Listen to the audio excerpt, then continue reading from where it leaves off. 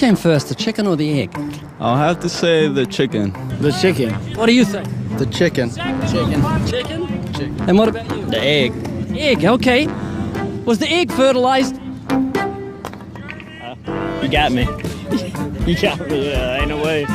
Maybe God created the chicken, so then that's how the egg came. You got me, I don't know. I didn't think that far into it, I guess. Maybe most likely the chicken, I would say. So if the chicken came first, it then laid an egg. Okay? Was the egg fertilized?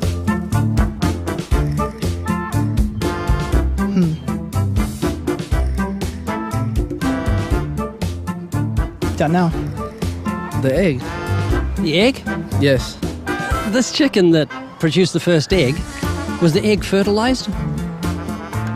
It would have to be. So there's a rooster.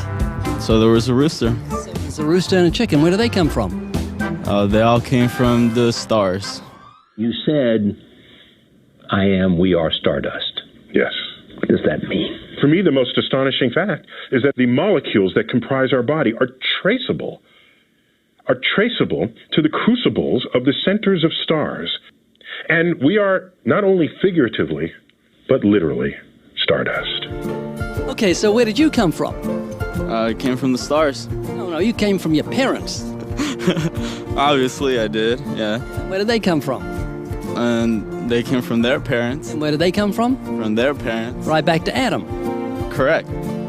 Adam was created by God, and he made male and female, and he made the birds of the air and made them male and female so they could reproduce after their own kind. Okay, explain this to me. If you really believe in evolution, before it had eyes, how did it see? The eyes have to evolve because the thing's evolving from stardust. Correct. So they probably didn't see, they felt. Did it have a brain, or couldn't have had a brain until the brain evolved? So how did it think to look for food, and where did the food come from?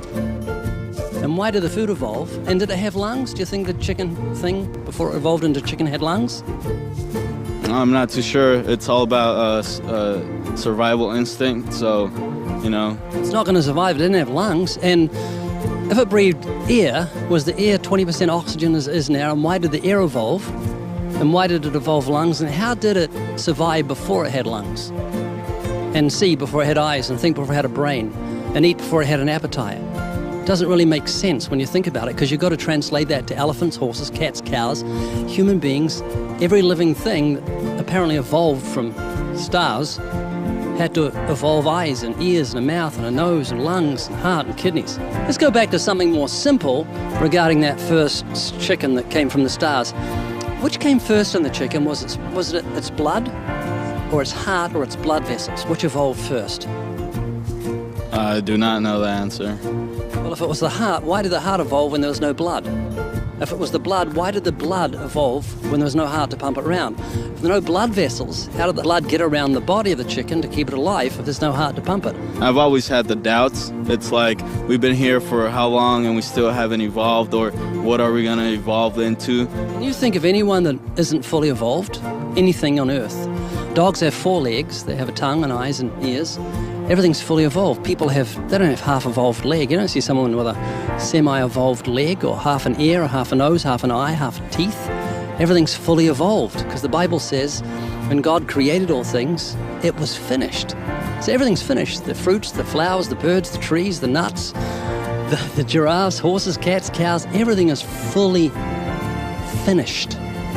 And what it does is disproves evolution and establishes the Bible in saying that God created everything fully finished with the ability to reproduce after their own kind as male and female. La France de Charles Trenet, c'est la France de tous les Français. La France rêvée, la France passée, mais jamais oubliée. C'est la France de notre enfance qu'on a gardée dans le cœur. Douce France de nos vacances qui a le parfum du bonheur.